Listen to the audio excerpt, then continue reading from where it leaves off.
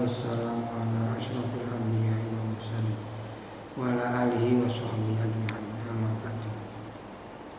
Anak-anak sekalian, mari kita belajar fikih. Kali ini bab 4, yaitu tentang haji dan umroh. A'udzubillahi minasyaitonir rajim. Inna awwala baitin wudi'a lin-nasi lalladzi bi Bakkata mubarakan wa hudan lil 'alamin fihi ayatun bayyinatun maqamu Ibrahim wa man dakhalahu kana amina walillahi 'alan nasi hajjul baiti man istata'a ilaihi sabila wa man kafara fa innallaha ghaniyyun 'anil 'alamin. Kalau dimaknani, inna awwala baitin, sak temene kawitane omah, udi akan dibangun apa bait linasi krana kanggo ibadah manusa, linasi krana kanggo ibadah manusa, laladi yakti bait dibakat akan tetap ing dalam tanah Bakkah, mubarokan hale dibarokai, tegese duweni barokah, wa udan lan pituduh lil alamin kedue wong alam kabeh. Pada ayat ini ada kata Bakkah. Bakkah ya Makkah itu. Jadi Makkah bisa dikatakan Bakkah karena ya buku ba'du di tanah Mekah itu orang-orang berdesak-desakan ketika tawaf. Jadi Bakkah itu artinya istiham, berdesak-desakan. Nama yang terkenal itu Makkah. Dinamakan Makkah karena tanah itu qalilatul ma, tanah yang sedikit airnya. Jadi Bakkah yang Makkah itu.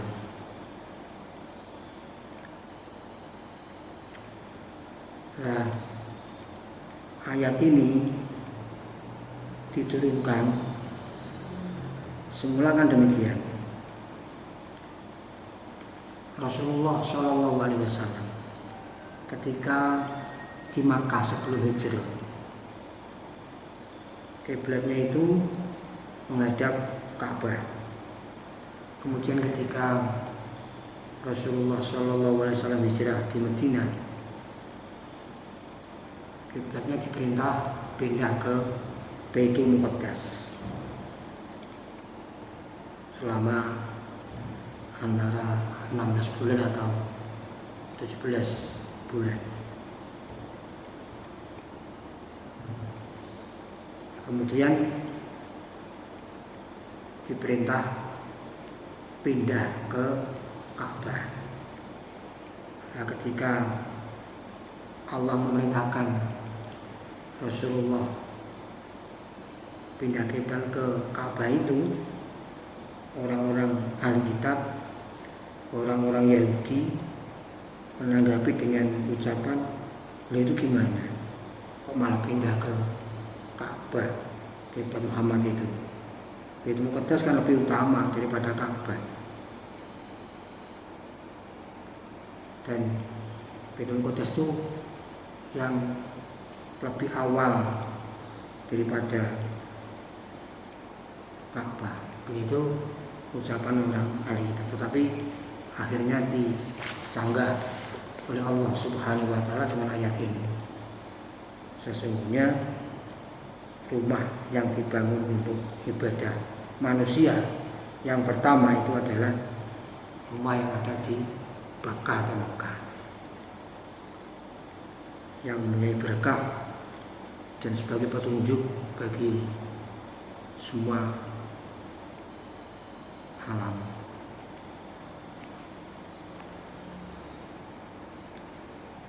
Maksudnya wa'udal alam itu tafsirannya adalah kiblatun likulli nabiyyin wa rasulin wa mu'minin. Jadi Ka'bah itu sebagai kiblatnya semua nabi, semua rasul, dan semua orang yang beriman. Semuanya mereka diperintah sholat, dan sholat itu tentu ada kiblatnya.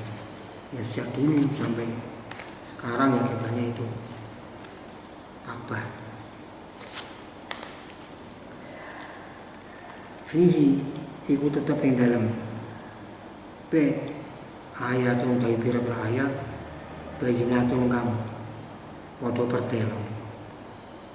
Maqam Ibrahim iku setengah sanggeng ayat utawi maqam Ibrahim. Wa mung desapane wong dakhala lamun mlebu sapa man ing tanah bait tegese tanah haram karena mengkono sepeman aminan wong kang aman. Ayat selanjutnya tadi sudah dibaca. Fi ayatin bayyinatin maqam Ibrahim wa man dakhalahu kana aminan. Jadi di Baitullah Ka'bah itu ada tanda-tanda yang menunjukkan bahwa Ka'bah itu memang bangunan yang mulia, yang dimuliakan oleh Allah Subhanahu wa ta'ala. Di antaranya adalah maqam Ibrahim. Maqam Ibrahim itu bukan kok kuburan Nabi Ibrahim, tidak, tapi batu yang dibuat tangga oleh Nabi Ibrahim ketika membangun Ka'bah. Batu yang diinjak oleh Nabi Ibrahim ketika membangun Ka'bah sampai batu itu membekas, bekasnya sampai ke kedua mata kaki Nabi Ibrahim. Meskipun bertahun-tahun, ratusan tahun masih tetap bekas kodam Nabi Ibrahim itu masih jelas. Itu menandakan bahwa Ka'bah memang istimewa. Kecuali demikian, ada tanda-tanda lagi, yaitu kan khirafit tuyur kan muwazatul bait wala ta'lu fawqahu bal idza qabala hawahu wa huwa fil jawi in harafa anhu yaminan aw shimalan. Burung itu kalau melewati di atas Ka'bah itu tidak bisa. Jadi kalau sampai ke dekat Ka'bah ya belok ke kanan atau ke kiri. Kecuali kalau memang belum tadi sakit ingin berobat, maka memaksakan diri masuk di atas udara Ka'bah.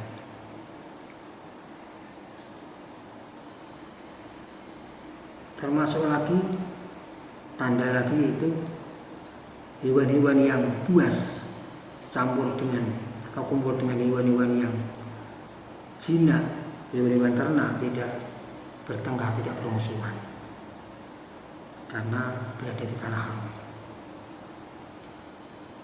Lagi yaitu ashabul fil, pasukan gajah yang akan merusak Ka'bah yang dipimpin oleh Abraha, dihancurkan oleh Allah Subhanahu wa ta'ala.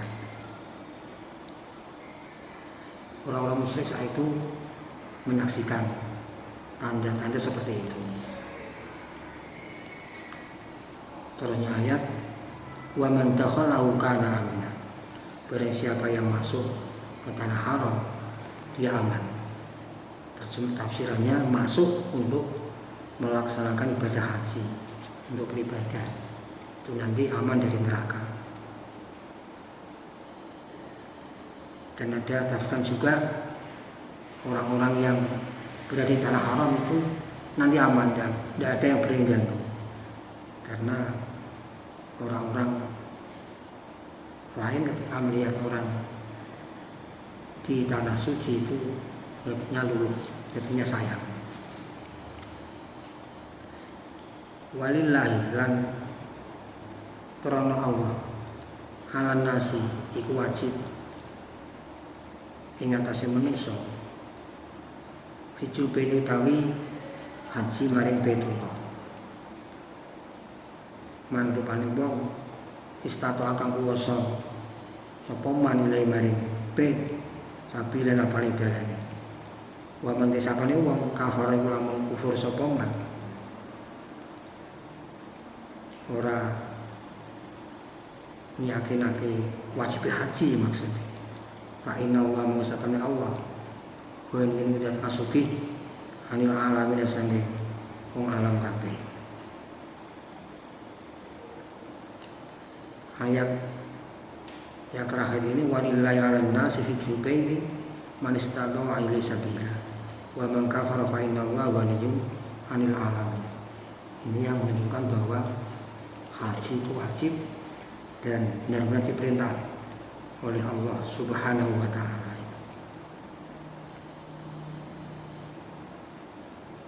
Di situ harokatnya hijjul baiti bisa dibaca hijjul baiti, bisa dibaca hajjul baiti. Keduanya adalah qiraah sabah. Kalau isim fa'ilnya al-hajju ini orang yang haji, orang yang melaksanakan haji. Jamaknya hujjaj atau al-hujjaj, orang-orang yang melaksanakan haji. Kamu juga pernah dengar hajjah atau hijjah, hijjah, hajjah, hijjah. Kalau hajjah itu masdar marok sak hajinan. Kalau hijjah masdar hayah, jadi tinggai haji. Dalam al-fi'lan wa fa'alatun lima rotin kajalsah wa fi'latun lihatin kajilsah.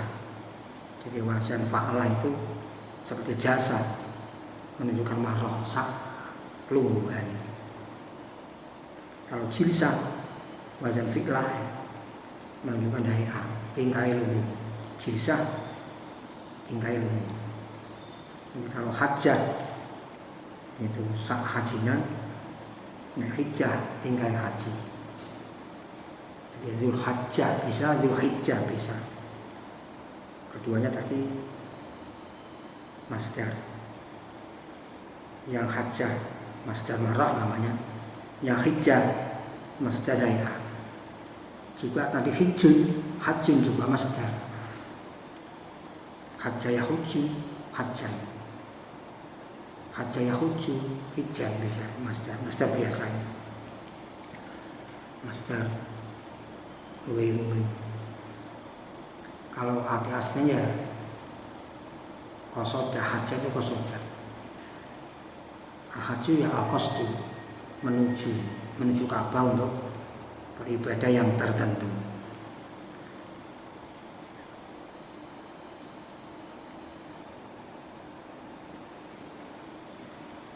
Kembali ke ayat yang pertama tadi, bahwa Allah itu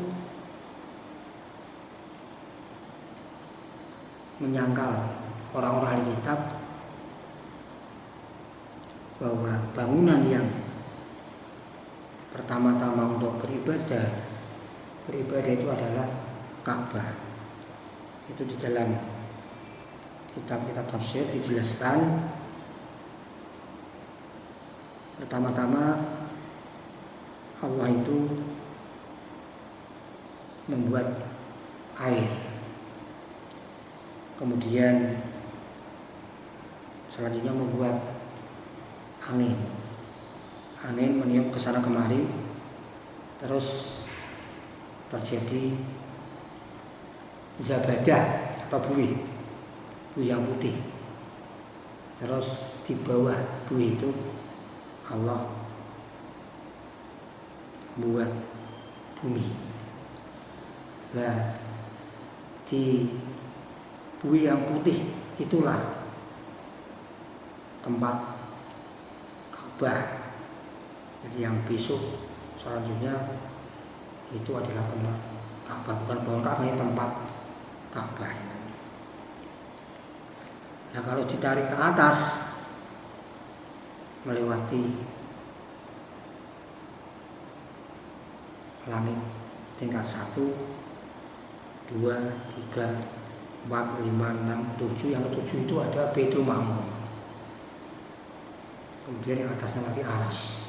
Jadi Baitul Ma'mur itu di bawah Aras. Nah Baitul Ma'mur itu tempat ibadahnya, tempat tawafnya para malaikat yang ada di langit. Selanjutnya yang bawah, yang di bumi juga dibangun Ka'bah yang di situ untuk ibadah para malaikat yang ada di bumi. Selanjutnya Allah membuat Nabi Adam juga. Nabi Adam diperintah untuk beribadah juga, ibadah haji.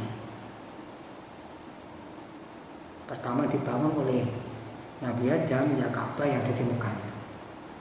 Kemudian selang 40 tahun membuat bangunan ibadah lagi di Baitul Muqaddas. Jadi Ka'bah lebih dahulu daripada Baitul Muqaddas. Seterusnya anak turun Nabi Adam beribadah di situ sampai ketika ada banjir zamannya Nabi Nuh, itu Ka'bah diangkat ke langit yang tingkat 4 itu.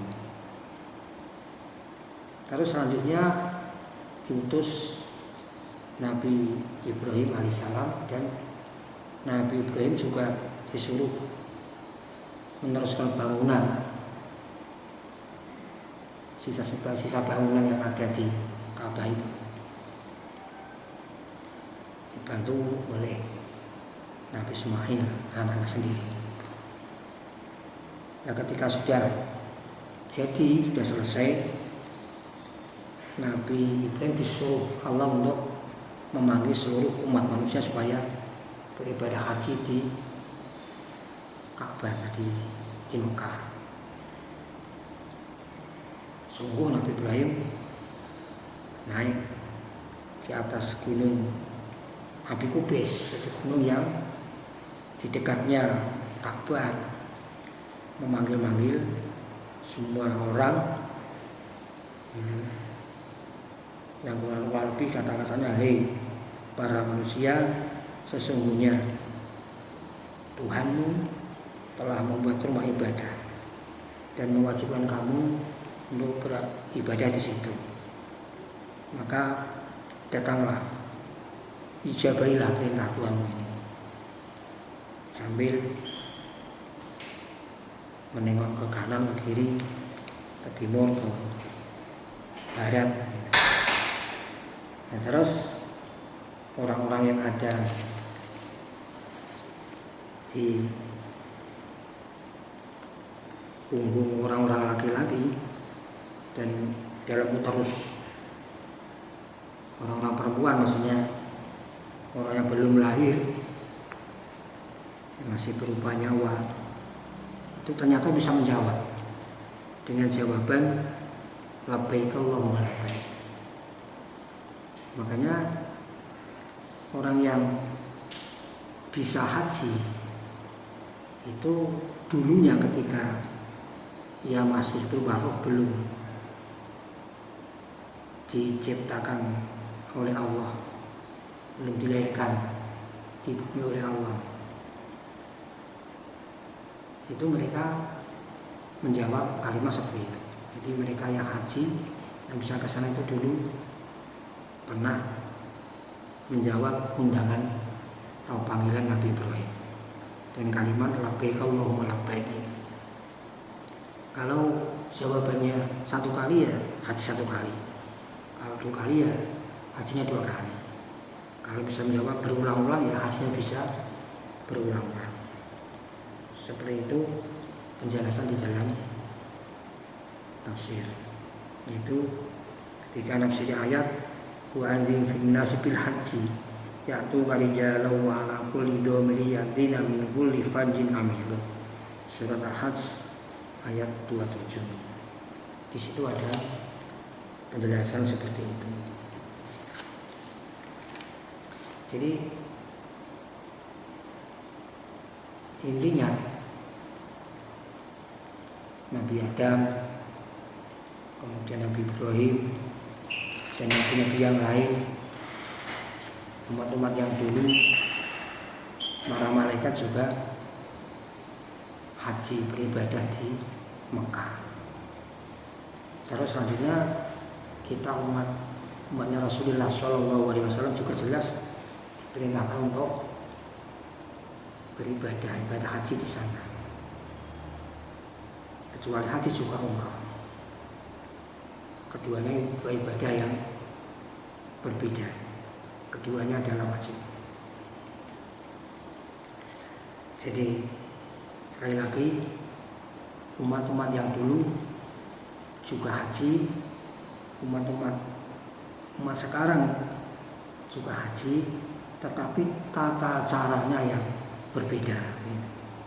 Untuk tata cara ibadahnya orang kuno, umat-umat yang dulu itu tidak dijelaskan di kitab-kitab kita. Tapi untuk tata cara ibadah kita itu memang jelas dijelaskan. Tata cara ibadah haji dan tata cara ibadah umrah bisa kamu pelajari di buku itu atau kitab kuning yang lain. Di sana nanti ada syarat-syarat haji, ada rukun-rukun haji, ada wajib-wajib haji, ada sunat-sunat haji, ada makruh-makruh haji, ada hal-hal yang diharamkan ketika ihram atau haji, dan juga ada batalnya haji. Begitu pula umrah, ada syaratnya, ada rukunnya, dan seterusnya. Adapun tadi disinggung kalimat talbiyah labbaik Allahumma labbaik itu termasuk sunat haji. Jadi ketika melaksanakan haji atau umrah itu kesunatan memperbanyak kalimat tersebut, ya. Labbaik Allahumma labbaik labbaik la syarika laka labbaik innal hamda wan ni'mata lak wal mulka la syarika lak. Itu yang dapat saya sampaikan sebagai tugas ayat yang menerangkan perintah haji tadi kamu tulis, kamu maknani gandul, kamu terjemah dengan bahasa Indonesia. Begitu pula kalimat talbiyah tadi kamu tulis, kamu maknani gandul, dan kamu terjemah dengan bahasa Indonesia. Sekian, wallahu a'lam bishawab. Wassalamualaikum warahmatullahi wabarakatuh.